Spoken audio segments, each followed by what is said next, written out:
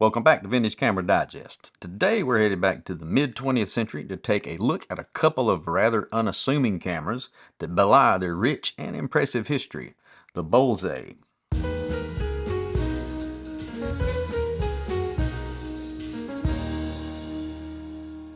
Before we get started on the history of the Bolsey cameras, let's take a look at today's featured photo from David Gambin of London, taken handheld with a Mamiya RB67 on Lomo Metropolis 400 film. David says he was out and about in London with the RB, just out for a stroll, when he spotted a couple of young ladies learning to roller skate, who agreed to pose for the photo. This is another great example of a slice of life shot that highlights a potentially mundane subject but elevates it to something more powerful. And I'll say that the choice of film here really adds to the overall vibe and seems perfect for this. When I look at it, I get a sense of nostalgia and the 1970s, and I remember those years. So many thanks to David for sending this in. Now our camera story starts way back with a man named Yakov Bogopolsky, born into a Jewish family in Kiev in 1895. As a young man, he was always full of ideas for inventing things and became interested in photography early on. He eventually moved to Switzerland, changed his name to Jacques Bolecy, and began work on a movie camera that would eventually morph into one of the most famous 16mm movie cameras of all time, the Bolex. And if that wasn't enough, he also helped design a 35mm still camera that would eventually become the Alpa. But prior to the outbreak of World War II, he immigrated to the U.S., changed his last name again to Bolsey, and began working on making cameras for the U.S. military. And after the war, he began work on what would become these, the Bolsey 35mm rangefinders. It began with a Model B in 1947, and the B2, which I have here, in 1949, and the B3 came about in 1956. By the mid-50s, though, competition from Japanese camera makers proved to be too much, and the Bolsey Camera Company was sold off. Sadly, Bolsey passed away unexpectedly in 1962, but certainly taking with him countless unrealized ideas. Now, if you're even slightly interested in this story, well, it gets more interesting. Turns out that Jacques Bolsey's great-granddaughter was a film student that had no idea that her grandfather made such a game-changing contribution to filmmaking. Once she discovered that and began to learn a little more about who her grandfather was, she decided to make a documentary about it and her process of discovering who this man really was. I watched it a couple of nights ago, and it's an excellent film in tribute to her great-grandfather, and made me all the more proud to have these in my possession. And I recommend you check it out too. The film's called Beyond the Bolex, and you can find out how you can watch it at beyondthebolex.com. I'll put the link down in the description as a reminder. Now, let's look at these cameras. First, the B2. The lens is a Wallensack 44mm f3.2 and a Bolsey Wallensack synchromatic shutter. The shutter speeds available are 1/10 of a second to 1/200th of a second, plus B and T, and you set the speed with this lever here. The shutter release is over on the right side of the lens, and you also have this double exposure prevention lever. On most cameras with similar shutters, all you have to do to create a multiple exposure is just keep firing the shutter over and over. And you might want to do that, but most of the time we probably don't. But it's easy to do by accident, so Bolsey added this feature to the B2. When you trip the shutter, this spring-loaded piston pops out. And it keeps the release from returning to cocked position. As you wind the film, this lever draws back and allows the shutter release to return to starting position. If you do indeed want to do a multiple exposure, just press the bar in manually like I just did. The shutter release will return to starting position without winding the film. F-stops are 3.2 to 22, and you set them with this lever on the bottom. And the diaphragm has 8 blades. Focusing is by split image rangefinder and this lever on the side of the lens. There are 2 windows on the back, one for focusing and one for viewing. Once you've made an exposure, you'll need to wind the film, of course. So just lift up on the wind knob slightly and turn it counterclockwise, and it'll automatically stop at the next frame. Now, how do you load film?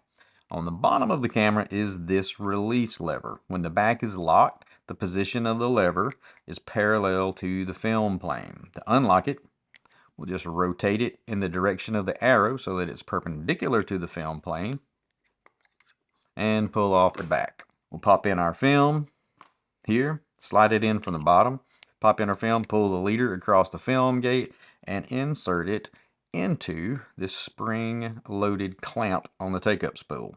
Make sure it's attached and that the perforations of the film are going to align with these cogs.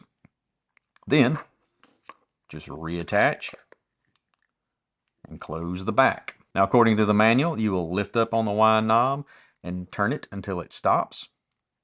Then do that one more time, and this is going to get you to the first frame. Then you can rotate the film counter under the wind knob, also counterclockwise, until you get it to 0. Now you're ready to go. Now let's look at the B3. This lens is a 45mm 2.8 in a Bolsey Gaultier shutter. Speeds are 1/10 of a second to 1/200 plus B. No T setting on this one. And you select the speed you want by just turning the front ring of the lens. The shutter release is now on top of the camera next to the winding knob. The available f-stops are 2.8 to f22, and they're adjusted by using this tab on the bottom to turn the aperture ring. Focusing again is by split image rangefinder and accomplished by moving either of these two tabs on the lens. On the back, we have the two windows, one for focusing and one for viewing and composition. Loading film is similar to the B2, except now we have a rotating key to unlock the back. You flip it up, rotate it counterclockwise, and remove the back. We would load the film like we did with the B2. Pull it in from the bottom, pull the film leader across the film gate, attach it to the take-up spool, and then we're going to turn the wind knob counterclockwise until it stops. Replace the back and tighten the locking key. Now, I'm going to trip the shutter and wind the film 2 times. And that will bring you to the first frame. Now here's where the B3 differs from the B2. On the B2 at this point you would set the film counter to 0. But on the B3 it counts down the number of frames shot instead of counting up. So if you have a 36 exposure roll of film, you'll need to set the counter to 36 using this cool little gear. Also different from the B2 is that you don't have to lift up on the wind knob. You just turn it counterclockwise to get to the next frame and it will stop automatically. When the roll is done, just use the rewind knob to pull the film back into the cassette. On the B3, you can pull up on the rewind knob to get a better grip and rewind it. One final thing to mention is that the B2 came with a very nice set of filters with instructions and everything. To use the filter, we need to unscrew the lens hood portion from the filter holder. We're going to place the filter in, screw it back together,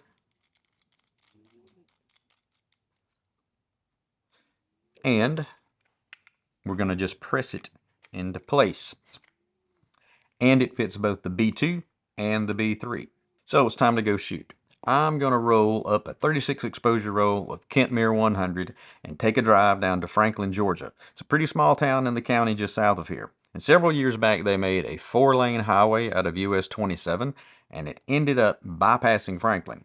So I haven't been through the actual town in years, and I've never really stopped off there to look around the old downtown area. So I'll be exploring something new. I have no idea what I'll find, but we'll see. And I'm probably only going to shoot the B2 because as I was testing them out, not film tested, just going over them, it seems the shutter on the B3 always fires at the same speed, regardless of what the setting is. And it seems fairly slow, like 1/15 of a second or close. The B2 shutter does seem to change, but I'm not sure how accurate they are. Probably not very, but we'll see. If I were a smart person, I'd have run a test roll through each of these to confirm operation, but today I'm just going to fly by the seat of my pants and go for it. So I'll be just as surprised as you at the results. So let's go. So today I'm out here with the Bolsey B2 camera. It's from the late 40s, early 50s. And I've got a roll of Kentmere 100 in here. And I'm in a place that I have not been in many, many years. This is in Franklin, Georgia. So it's in Heard County. Not too far from where I live, but you know, it's a nice little road trip. So I just came out here to see what I could find. And what I can find is this old jail. This is the Heard County Jail from I don't know how long ago. It's got a sign out front. I'll go check it out and see. But I'm gonna start here. If we talked about it earlier, you know, the Bolsey is a rangefinder. It's super small.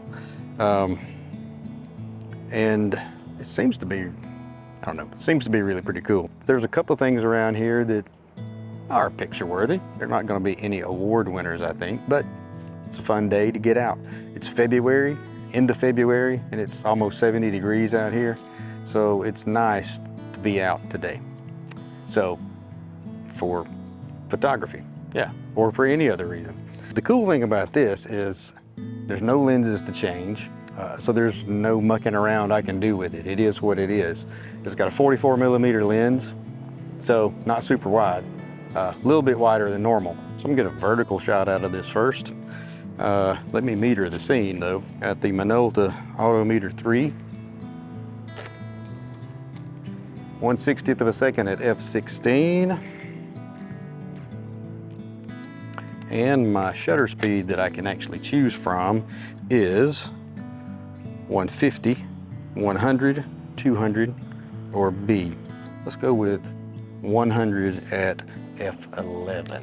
I can see that the one thing about this is the aperture control is on the bottom of the lens and it's really easy to move.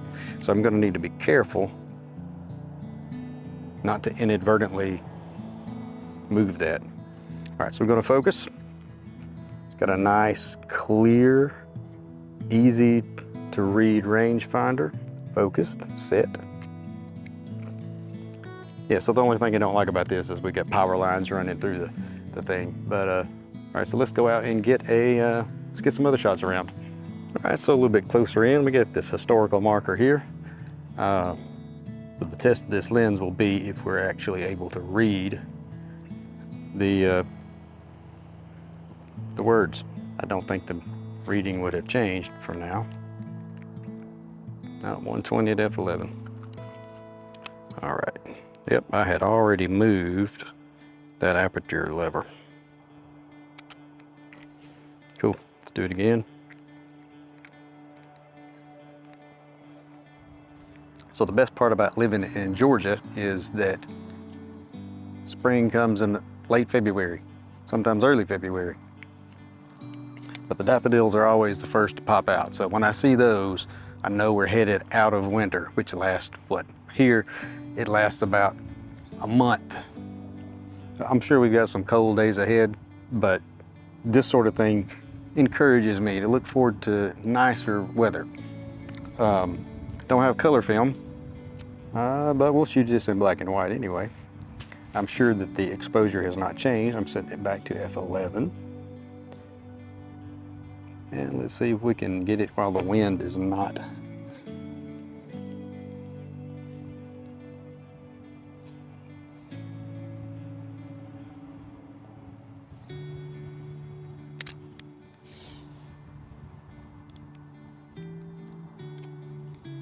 So the closest this lens will focus is 2 feet. It's interesting for a rangefinder camera because usually they have a close focusing range of up to 3.5 feet, so not really close. But this one will go to 2. But it does say in the manual that if you do set it at the minimum focusing distance, that you need to leave extra headroom for parallax correction. So let's see if I can actually do that.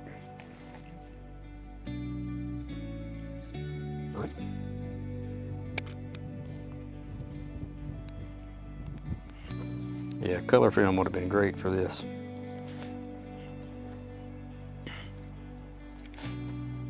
Again, this would be great for color because we got nice blue here. But that's, like I said, that's not what we've got. All right, we're at 100 at f/16 now.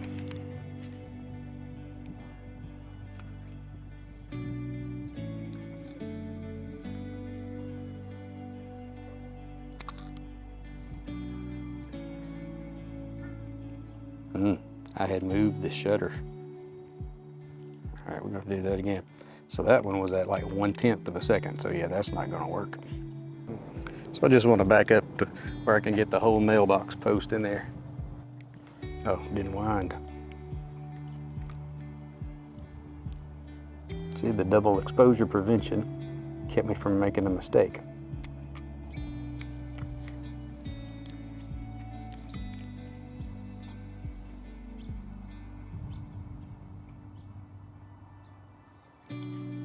And again.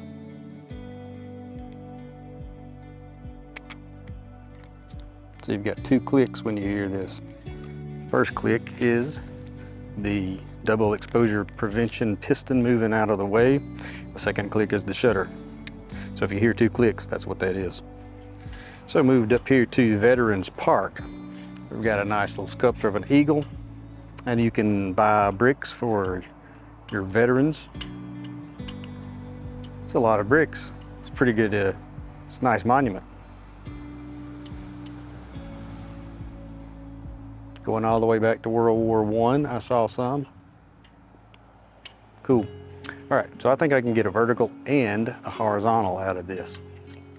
5.6, still at the 100. So I have not wound the film to the next shot. And the reason I know is because the multi-exposure prevention piston, that means I have taken a photo and did not wind. So let's wind.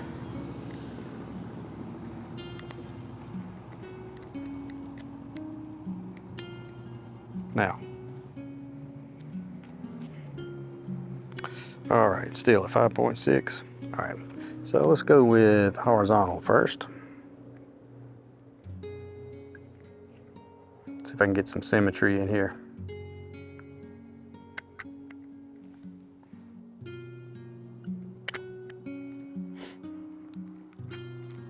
And let's go vertical.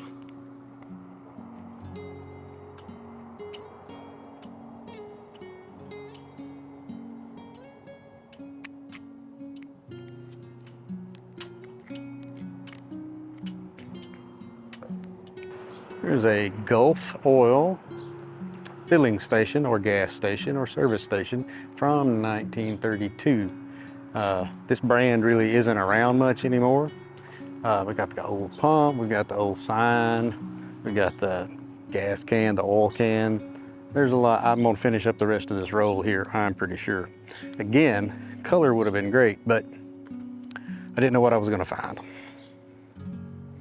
All right, so let's check out the pump. We got some shadow coming in on the top, but let's just see. And I'm gonna meter in the shadow.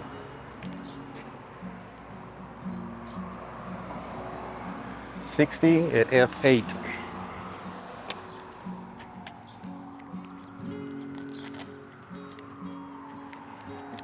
All right, so I have 50 at f8.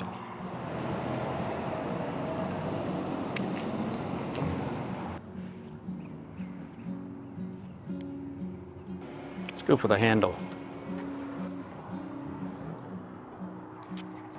Metering. 120 at f8.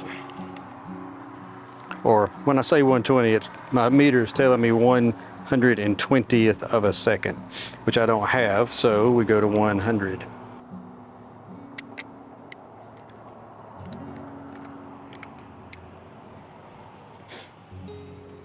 Let's go to the big badge here. I'm gonna get the kerosene can in with it as well. Then I better meter it for the shadows then, because that is in the shadows. All right, let's re-meter that.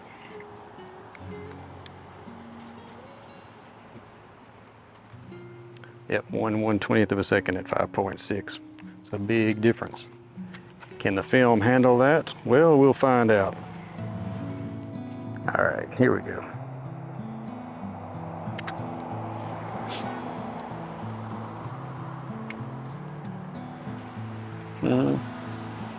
Okay. I'm gonna get this can right here. All right, so I've got f4.5 on the shadow side, and I've got f11 on the highlight side. I am going to go about 5, 6.5 on this one. So I'm gonna split the difference.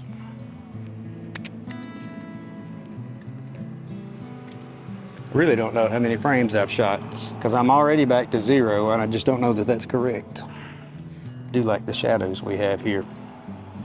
All right, so 120 at f11, here we go.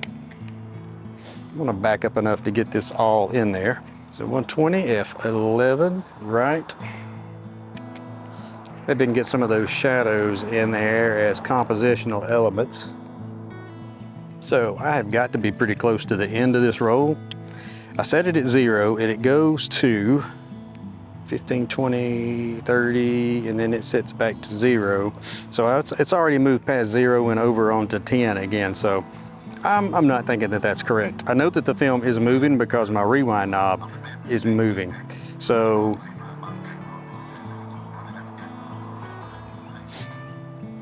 I think I'm done. So I'm gonna rewind. And there's no button to push on the bottom to make sure to unlock it to rewind, you just rewind it. Both spools are moving, so that's a good sign. This was a 36 exposure roll. So film was wound, it was shot, and was wound on. I have no idea what sort of, maybe the frame spacing's off or something, I don't know. We will see though, won't we? All right. So earlier when we were looking at this memorial, I said that some of these bricks, these veteran memorial bricks go back to World War I. There's at least one though from the Civil War, and check this out.